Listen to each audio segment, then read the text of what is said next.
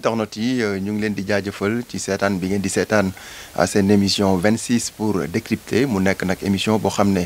ñu ngi koy amal fii nii ci sendirect.com nekk fii nii ci Ndakaaru ni ki tey nag ñuy dalal benn ndaanaan koo xam ne ñu bari xam nañ ko rawatina waa diaspora ba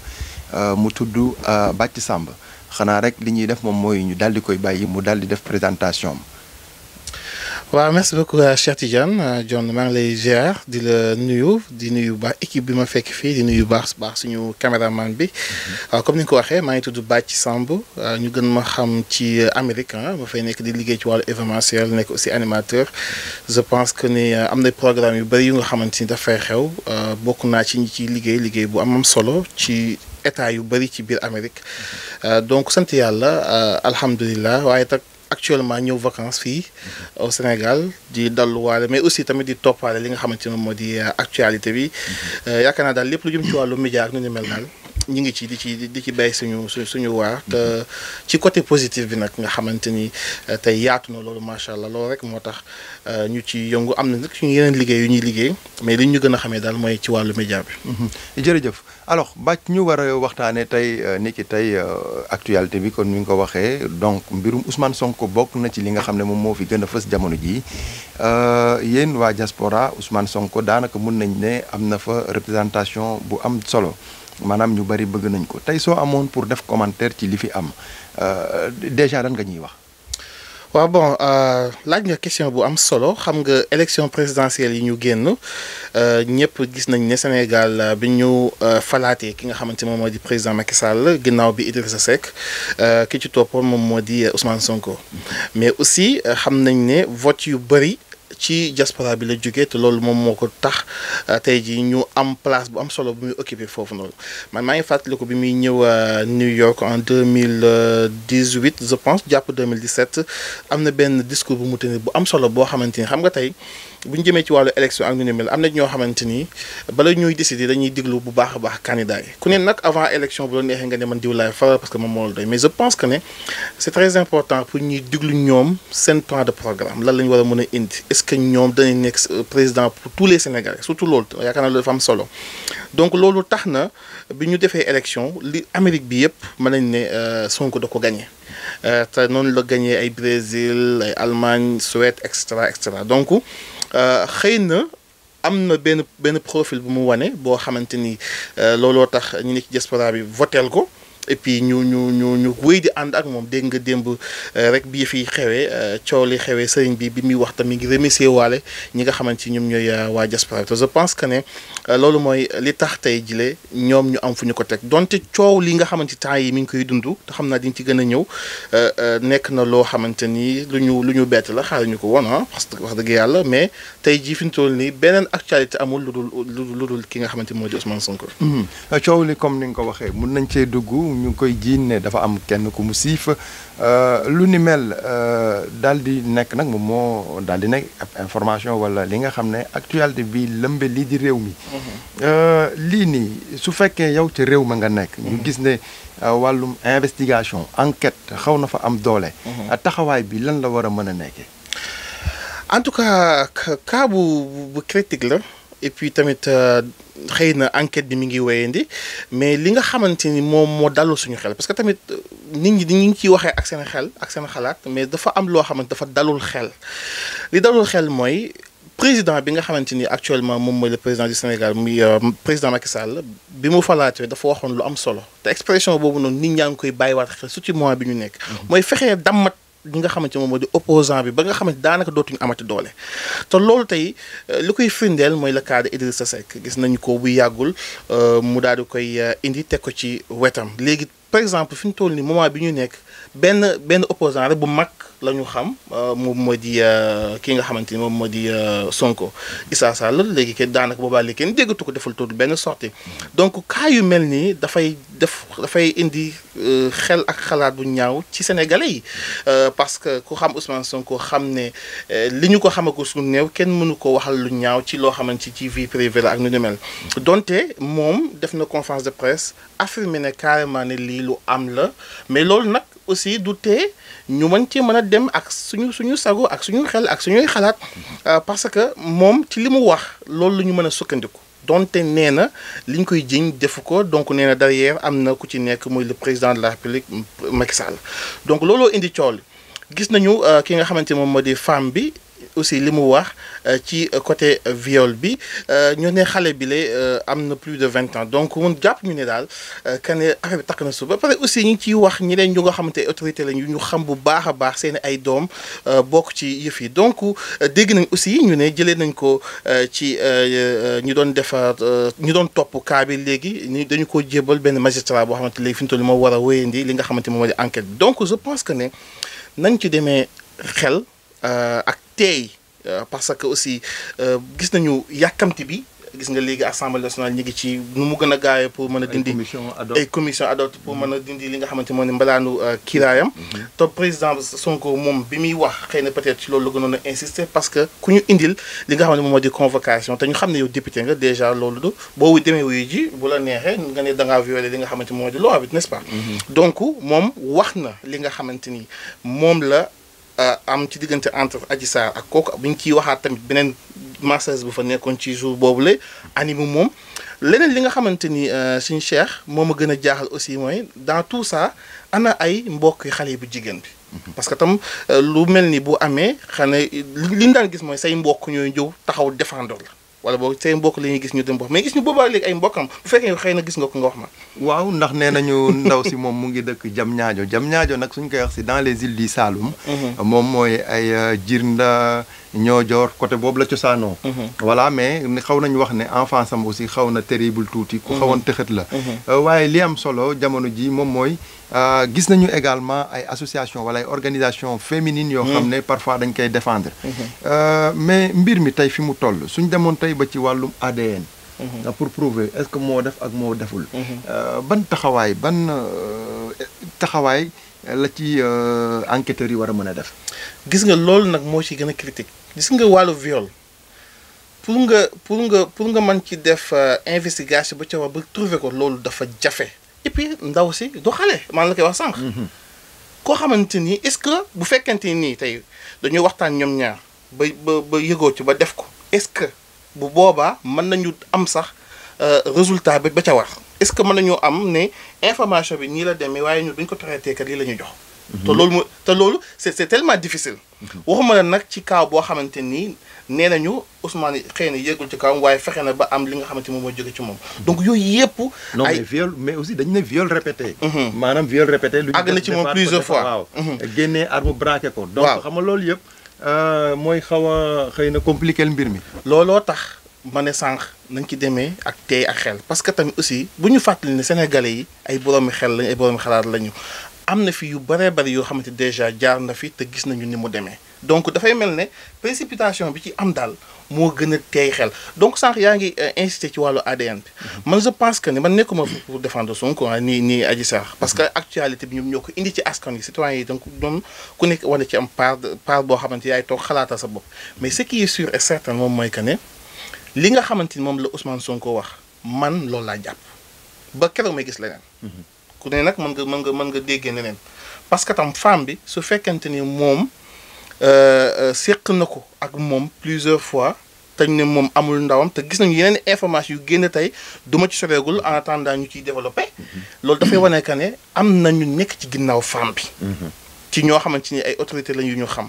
est-ce que enquête bi d'abord wala ñu ñëw ci ADN bi enquête bi lañ ca war a def ci wàllu information danañ ko def loolu premier un deuxièmement bi aussi tamit est-ce que dañ rendre compte que ne bu fekkente ni lu am la lan la war a mën a jóg ci Sénégal loolu tamit lu am solo la. ci avenir politique Sénégal ndax tey gis nga France ñëpp a ngi ciy wax parce que xam nañ ne Sonko. aussi nekkul yow wala man wala suñu caméraman bi. ku ñu respecté la koo xamante ni am na programme ba pare di séntu pour nekk président tey bu ñu ko defee gàkk-gàkk yooyu noonu est-ce que ëllëg bu waree jiite réew mi du doon ay góom yoo xamante day nekk ci biir yaram. est-ce que sax su fekkee li ñuy wax am na est-ce que sax dina mën a ti jiite réew mi. waaw parce que sa casier judiciaire dafa yàqu. gis nañ ko fii ci niñ ko waxee sànq. ku ci mel ni Khalifa Sall. tey mënatul nekk candidat. Karim Wade donc ñoom ñëpp dénominateur commun bi ñu am mooy. ay opposants yu fës lañ te waa ji buggul xëy na opposant comme ni nga ko waxee sànq. léegi éco diaspora bi. ñi ngi ciy jot ñi ngi ciy déggal. ndax ñoom léeg-léeg jombul dañ lay woo di la ne. mbir mi fan la toll ak lan moo ci am. le plus souvent yan laaj lañ lay gën di laaj ñoom. dafa am loo souligné sànq ma bëgg ci ñëw bala may ñëw ci diaspora mooy que ne ñi nga wax tudd sànq mooy ku ci mel ne Khalifa Sall ak aussi yaa ngi wax keneen gi. Karim Wade ñaata at lañ ko tëj ci kaso bi. est-ce que million wala boog milliards yi ñu ko doon dénk ne jiiñ ne moo ko sàcc ba nii ba tey génne nañ preuve. ñu wax ne dëgg Khalifa Sall ñaata at lañ ko tëj. est-ce que li ñu wax ne da koo jëlee fële nga xamante ni mooy maire bi mu jiitu woon est-ce que xaalis ba nii ba tey génne nañ xaalis bi ne xaalis baa ngi nii. ñu waxante dëgg il faut qu'on se dise la vérité il faut que ñu xool suñu bët ñu waxante dëgg waxante li nga xamante ni moom moo fi nekk donc loolu déjà moo gën a tiital nit ñi ñu ne ci diaspora bi Cheikh Tidiane. ñooñuy gën a informé xam nga lu tax. parce que ñoom dafay mel ne ñoom dañoo tiim Sénégal dafa am dañuy genre carte boo xam ne dañuy tiim Sénégal. des fois actualité day am ci guddi gi yow boo xëyee matinal bi nga koy yëg te ñoom ñoo la ko njëkk a yëg. lii ku ne la ku nekk ci diaspora bi te wax na la lii amul ci mbetteel day wax lu ko neex. diaspora bi ñoom dañoo gëm Sonko nag moo dem jox leen discours boo xamante ni ñi fi jaar yëpp. ñëw nañ nekk ab président moo xam président Abdoulaye doonte am na lu mu def Macky Sall noonu mi ngi ci deuxième mandat am te loolu tam aussi beneen cas la mu ngo tu vois moom mu ñëw joxe message boo xamante ni looloo tax diaspora bi di ko digloo pare may ko baat tey jii gis nga bu ñu faloon Sonko nii mu ñëw lam mu diggante diaspora bi def ko dañ ko fi bàyyi dem seet leen Sénégalais léegi toll nañ ci jamono boo xamante ni nit ñi dañoo yeewu nit ñi dañuy bàyyee xel actualité nit ñi dañuy dem jusqu'au bout ba xam lii ñuy jiiñ Cheikh Tidiane wala keneen ndax loolu moom moo ko def. alors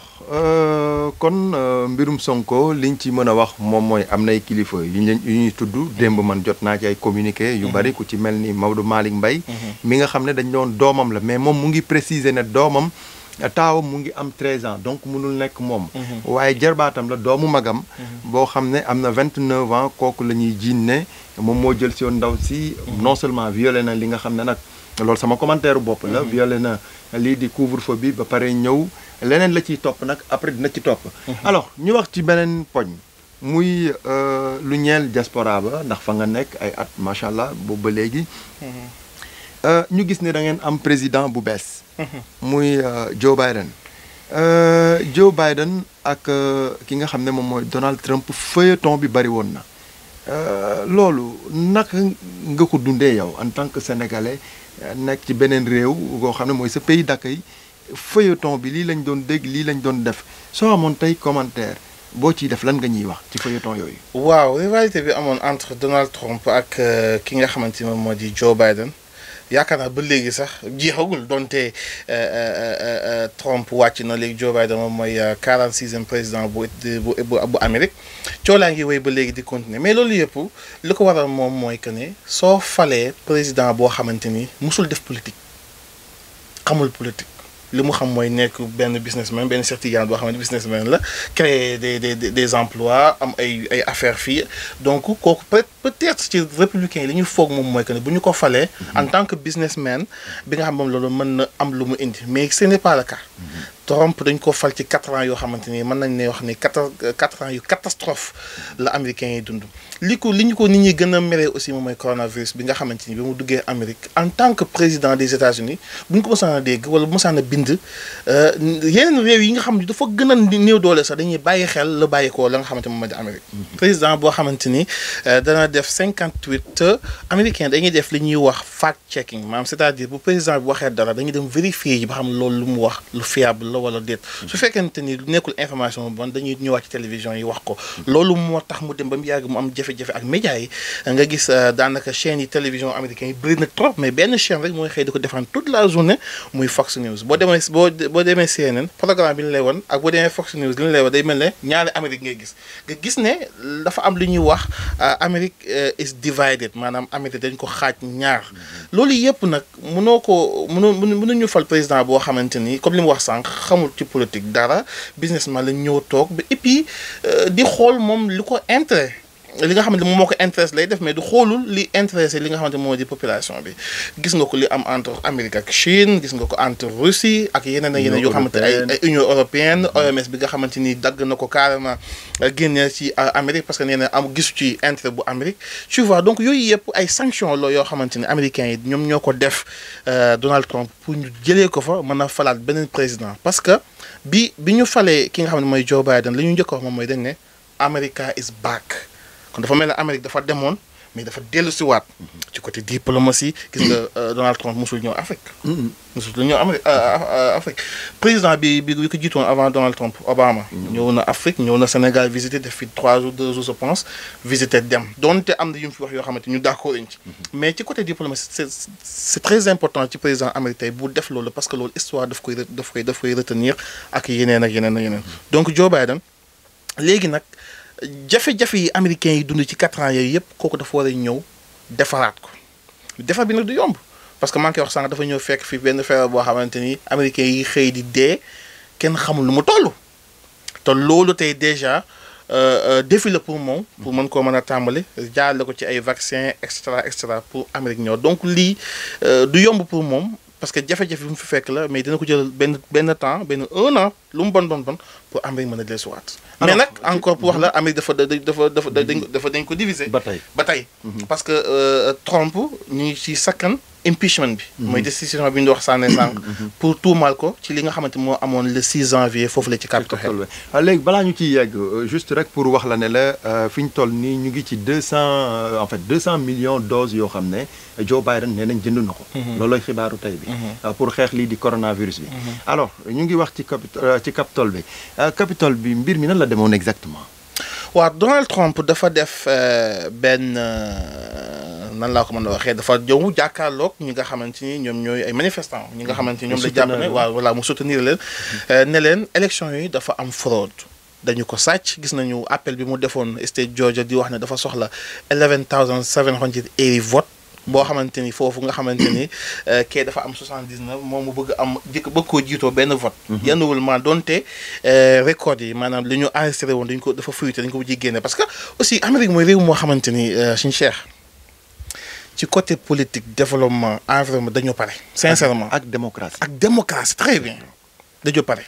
donte loolu après moom naqal na ko mu ne léegi ñi nga xamante dañoo faral ak man nañu dem Capitol Hill nañu leen attaqué nañu xeex nañu def lii nañu def laa léegi loolu moo waral nag ay yeneen ni organisation yoo xamante maa ngi koy wax l'autre jour ay Kironan ay ñoo xamante ni par exemple ci Donald Trump la leen xamee ay antifa gis nga ko moom des fois mu ne left radical ak nu ni mel ñooñu ñëpp dégg li nga xamante ni moom mooy li Donald Trump wax daal di dem nag daal di ko yàq. ba mu am juróom-benn nit ñu ci gaañu. ba am juróom-benn de te yaakaar naa sax yokkuwaat na parce que am na ci ñoo xamante ci seen ay injuries maanaam ci seen ay gaañu day dem ba toll foo xamante ni daanaka dañuy mujjee sonn ba mu ci ñàkk seen bakkan ak policier bi nga xamante ni aussi gaañu na gis nga ndaw si nga xamante ni moom ci buntu bi lañ ko tiiree rek mu dem te loolu yëpp responsabilité bi mais loolu warut a këpp kenn ci ku dul président mais ce qui est pire moom mooy gis nañ républicains yi ba léegi di ko défendre li ci gën a extraordinaire moom mooy que dafa amoon ay avocats yoo xamante ni dañ ko doon layal ñoom dañoo dem ba ci biir daal di démissionné daal ne ñun kii mënatuñ ko layal dem loolu rek déjà verdict la mais gis nga républicains yi ci seen majorité parce que tamit pour ñu condamner ki nga xamante ni moom moo di Donald Trump faaw ñu am ci ñoom 17 personnes yu bokk ci républicains yoo xam dañuy convoqué ki nga xamante ni moom moo di kii ñu doog ko teg ay daan. te loolu dina jafe. loolu moom c'est tellement difficile fi ñu toll nii. ba nii may waxee yow nii 5 personnes la ñu amagul. mu des 12 te gëmuñu ne 12 yi ba léegi danañu ñëw fekk si leen donc affaire bi mi ngi procédure bi mi ngi continuer. fii ak semaine prochaine daal ñu gën a xam lu ci leer mais daal ce qui est sûr et certain moom mooy que ne tellement président bu dangereux. moom moo fi nekkoon koo xamante ni li muy wax yoonam ñëw ci. place africain yi wala. communauté noire bi. lan moo nekkoon place am ci règne ki nga xam ne moom mooy Donald Trump. dafa am lu ñuy wax I can breathe dégg nañu loolu ci George Floyd. bi George Floyd bi ko police bi rayé parce que loolu lañ ko mën a waxee dafa am ñoo xamante ni dañu ne I can breathe bi mu wax mënu ma noyyi googu noonu. dafa am lu mu signifié mooy tëj gi mu tëjoon réewu naar yi ak réewu musulman yi ne dootuñu duggati ci biir Amérique loolu yëpp fi mu ko teg mooy ci lu ko neex tegu ko fenn amul du xam-xam du science bu la mën a génne lenn ne lii fii la ko teg amul. mais est-ce que nekkuloon dafa doon def America for the American. mooy li ma lay wax. ouais c'est-à-dire di nga Donald Trump li mu nekk président yi yëpp xoolut li intéresse américain yi lu ko intéresse rek lay xool ak lu mu xalaat rek lay def te loolu ci lañ ko sanctionné ba jëlee ko fi donc africain yi amul gisu benn président Afrique boo xamante ni wala boo ci réewu Afrique yi yu sentir existe bu président Donald Trump. mais li mu la wax sànq ñëwul Afrique. liggéeyantewu leen gis nga mot bi mu njëkkoon a utiliser ci réewu Afrique yi loolu yaakaar naa duma ko mën a utiliser parce que mot bi baaxul. utiliser ko. M ak li ci topp. M ak li ci topp merci bien. M ak li ci topp. te donc yooyu. mënoo ko am ba pare nga ne kii lu mu bon ba am dafa mu teg africain yi. bu njëkkoon nee naa la président bu Amérique bu xasee bind wala mu wax bi dafay am important donte réew bi gën a ndaw ci Afrique wala ci àdduna bi daf koy bàyyi xel mais président boobu nag amoo ko kon gisuma ne kon africain yi wax dëgg yàlla sant nañ seen bopp est-ce que ci staffu Donald Trump est-ce que am na ay africain gisoon nañ ko ci Obama moom amoon ay africain gisoon nañ ci suñu mbokku sénégalais boo xamante ni woon ci wetam. te loolu fierté la wax dëgg yàlla alhamdulilah mais ci côté Donald Trump mën nañu utiliser sax mu raciste bu ñu neexee. parce que gisuñu ne exactement kane faale na africain yi. je ne pense pas. léegi Joe Biden moo ko wutu. lan lañ mën a xaar ci Joe Biden ci rawatina ñi nga xam ne ñoom ñoo wàllum bokk wala ñu wax ci wàllum immigration yi. Joe Biden est-ce que avantage la pour ñi nga xam ne dañoo jóge seen réew dem Amérique. waaw xam nga Donald Trump amoon na lu mu fi bàyyi woon mooy benn bi nga xamante ni bàyyi woon na donte fan yi ambassades yi ñu ngi commencé liggéey normal donte Covid bi nag moo taxoon. ñu defoon benn pause bu bari am ñoo xamante ni kayit tardé nañ jàppoon na ne sax du ñu am mais affaire yi mi ngi jugaat ci voie normale. il faut ñu wax voie normale parce que tamit aussi Amérique lu mu doon Amérique boo fa bëggee dugg ci côté illégal doo dem. wala boobu ñu demee ba jàpp la da ngay indi sa bopp jafe-jafe gis nañu ci jamono Obama ñaata africain yoo xamante ni jële wax du sax Afrique mais ci ñoo xamante ni dañu fa duggoon ci dugginu bu jaaru yoon. africain hispanique merci beaucoup ay français te dañ la delluwaat seen réew. gis nañu fii tey avion bu fi ñëw indi fi ay doomu sénégalais yu bare noonu la amee tamit ci nguuru ki nga xam ne mooy Donald Trump. te ndax sax statistique yi sax génne na ne. li ñu indi ci ay africain ci diir président Obama nekkoon njiit moo ëpp am na ñu wax loolu. mais ba tey amul beneen information bu koy dindi. donc ci côté immigré yi ak nu ñu mel képp koo xamante ni li nga doon def am nga ci kii parce que démocrate yi ñoo gën a oyof yëf ci côté républicain yi parce que ñoom lu bëree bëri dañuy jiital culture générale et puis danañ comprendre lu bëri parce que am na yu bëree bëri yu xew foofu yoo xamante ni démocrate yi mooy tax ñu am ko kon ci côté immigré yi je pense pas que ne du am lu garaaw lu exceptionnel donte réew mi jaxasoon ak Covid bi xëy na peut-être mais bu jàllee képp ku nga xamante ni am nga procès bu normal pour mën a dugg Amérique nekk fa citoyen américaine procédure bu dara du ki change. alors ñu waxaat ci Covid bi ak communauté bi jafe-jafe la woon ci ministère bi nga xam ne moom moo yor lépp lu jëm ci Sénégalais yi nekk ci bitim réew. ñoom dañ doon wax ne recensement bi dafa xawoon metti ci diaspora bi est-ce que ak li nga wax ni tamit loolu war na koo mën a firndeel est-ce que ay Sénégalais dañ fiy jógee wala ay africain dem foofu bañ a bindu wala est-ce que lu ni mel gis ngeen ko. waa xam nga dafa am loo am gis nga Cheikh yow. bu la am xam nga fan yee paas ñi ngi wax ne am na ñoo xamante ni dañuy dem Europe wala dara mais suñu bañee ñibbi seen réew dañuy wax ne ay réfugiés lañ wala ñu ne sax ay borom ñaari tur lañ. dañ koy wax pour bañ a delluwaat seen réew. xam nga loolu pour nga ne na ko ñëpp def moom loolu mënul nekk dana am ay exception da am ñoo xamante ne mooy duñu ko def ministre de l'extérieur waxat na fi ne Sénégalais yi nekk diaspora war na leen di mën a recenser. loolu mën na nekk. c'est possible mën na nekk parce que tey xam-xam ak technique ak informatique fi mu yem bu ñu ko doon def moom bu lu xëy la du leen sax matum ngont ñu def ko parce que loolu c'est bien beau ñu xam ñaata doomu sénégalais ñoo nekk ci diaspora bi c'est bien beau waaye nag loolu bi ñu ko def parce que Amérique dañuy def li nga xamante ni moom moo di ay census li wax ni Papa Gora xam na ko maa ngi koy nuyu baax au passage loolu boo ko déggee mooy chaque année dañuy def ay recensement pour xam ñaata nit ñooy yeewoo ci biir dëkk bi loolu daañu leen mën a permettre bu ñu mënee yokk train yi dañu koy yokk bu ñu mënee yokk transport bi dañu koy yokk daañu mën a xam aussi soxla leen ay building pour nit ñi seen dund seen njaboot extra extra loolu Sénégalais yi nekk ci diaspora bi Amérique wala ak fu ñu mënti nekk état bu Sénégal war na teg benn dispositif donte benn site internet lay créé boo xamante du laaj sa information bëri li muy wax mooy tur sant adresse su fekkee am nga jabar wala doom nga déclaré ko loolu ñu soxla loolu parce que loolu tam dafay tax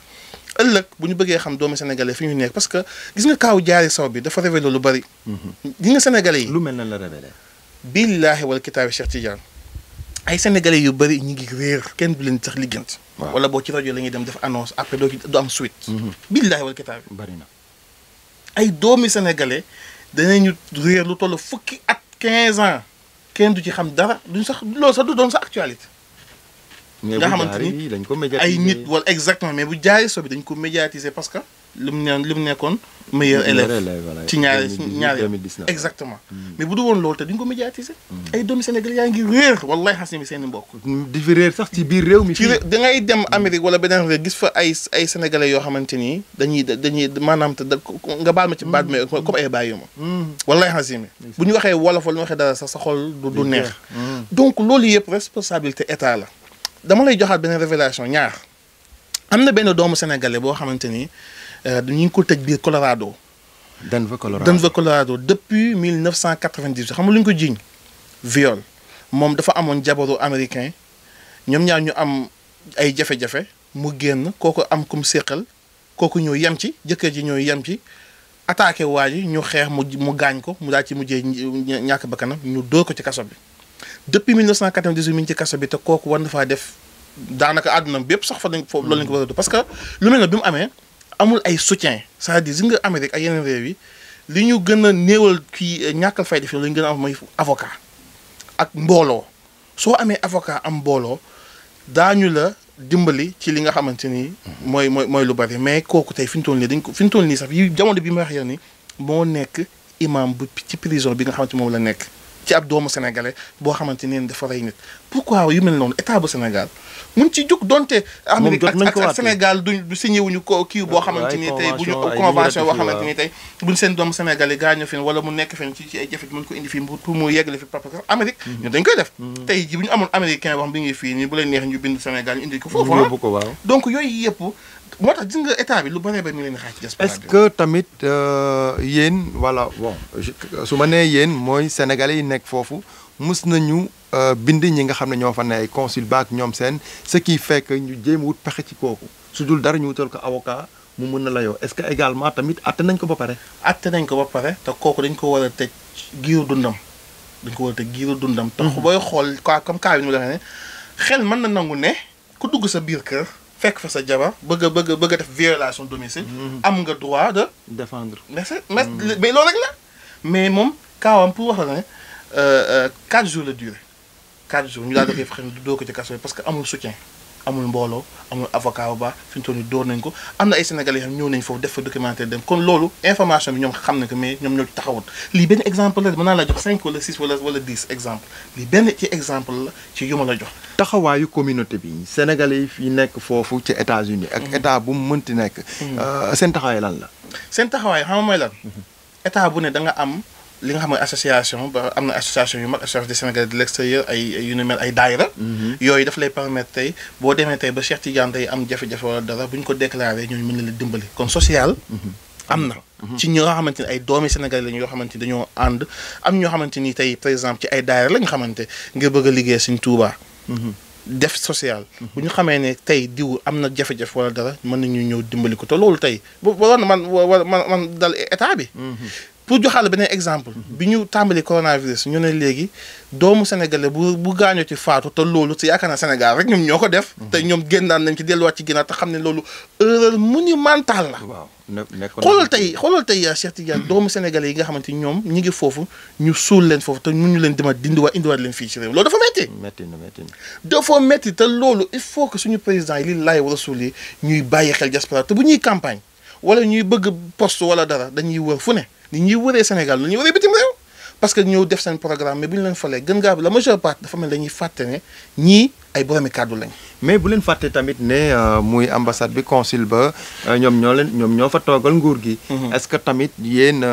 par exemple da ngeen di dem ci ñoom di wax li nga xam ne mooy jafe-jafe Sénégal yi. di ñuy dund bés bu yàlla sax. comme ni nga ko joxee sànq ci ay exemple est-ce que ñoom tamit dañ leen di déglu. xam nga dama joxe benn exemple bu gën a gàtt ci New York ki fa nekk di El Hadj Ndangan Ndaw xam nga président Macky Sall bi mu dikkee def ne ci côté diaspora bi. du ma ñëw Sénégal wut jël fa consul indi ko Amérique damay xool koo xamante ni dafa bokk ci yéen ma teg ko fa idée bu baax la. mais kon kooku mën na la wax ne moom xamul lu Sénégalais di. xanaa ñàkk koo wax wala ñàkk koo def. ambassade ka moo koy fal suñu ambassade yi ni fii ku koy fal du président moom moo loolu mënul ne mënoo ne cim réew ñu xam la fa ne carrément nga ne yow yaay comme si que ne man yëguma ko loolu mënul ta ne am na ci yenn initiative yoo xamante ni waroo xaar ñoom Cheikh Tidiane ñëw. porter combat bi yow sa jëmb da nga kaa war a porter sa bopp mais yow sax boo waxee sax wala nga def sa rajo show sax classe leen sax ñu ne kii la moo tax mu ñuy xeex mais du loolu. dañu waxante dëgg il faut que lii moom damay demander solennellement. que ne suñu autorités yi wax dëgg yàlla ñun ñu ne ci diaspora bi soxlawuñu xaalis bu ñuy jox gis nañu état bi yëkkati xaalis dañu ko jox ñun soxlawuñu xaalis bu ñuy jox soxlawuñu xaalis boobu ñun li ñu soxla moom mooy ku ñu assister ku ñu taxawu. koo xamante ni par exemple te bu ñu gersoo ñu xam ne réew mii ñu jógee kat ñu ngi ñuy bàyyi xel parce que réew yi nga xamante ni ñoom ñu ngi koy defar seeni ay réew ñooñu tey ñu ngi ciy gis ay résultats yu baax kon ngelawaay suñu état yi ay député de la diaspora Sëñ Cheikh. voilà 15e région. 15e région am nañu ay député de la diaspora yoo xam ñi ngi ci biir assemblée nationale te benn député rek la ñuy gis boo xam ne mooy véhiculer ay messages muy Mame Diarra Fam à part moom gisoo keneen. te loolu dafa ñaaw ci li nga xamante ni ay doomi sénégalais la ñu ngi koy naqarlu di ko méttiwul te bu ñu soñoon tey loolu mu jeex nu mu gën a gaawee sax. justement dernière question bi ndax temps bi jeex na mooy séddoo bi ñuy séddoo xaalis bi ñu leen joxoon ci 12 milliards yi ku ne ci ñaar la amoon. man moom jotuma xam naa suñ góor a jotut keneen ak keneen jotut góor a moom tey moom classe naa lu bëri mais sama waay nga. parce que ni ñu ko defee moo baaxul dañ ne woon. mag mu ne daañu la jox $500 bu fekkente ni da ngaa am mbokk bu gaañu ci Covid bi. ñu demati moom yàgg ñu ne léegi changé nañ ko léegi li ñuy def mooy bu fekkee da ngaa impacté wu da ngay dugg ci site internet bi daal di def sa passeport daañu la jox $200 te wallahi alxasim bi tey loolu ba ñu ko tàmbalee def xanaa matul 2-3 jours ñu arrêté waat xaalis bi fan la dugg loolu moom dama koy laaj ñi nga xamante ni ñoom ñoo yore responsable boobu xaalis bi fan la dugg. et puis maa ngi koy wax sànq seet yéen xaalis ñun soxlawuñu xaalis parce que ñu réew boo nekk lu mu néew ña fa nekk ñu ngi leen di jàppale te loolu alhamdulilah gis nga xaalis boobu noonu Cheikh Tidiane bu ñu ko jëloon fii au Sénégal jël ci région yëpp yi 14 régions yëpp région bu nekk ñu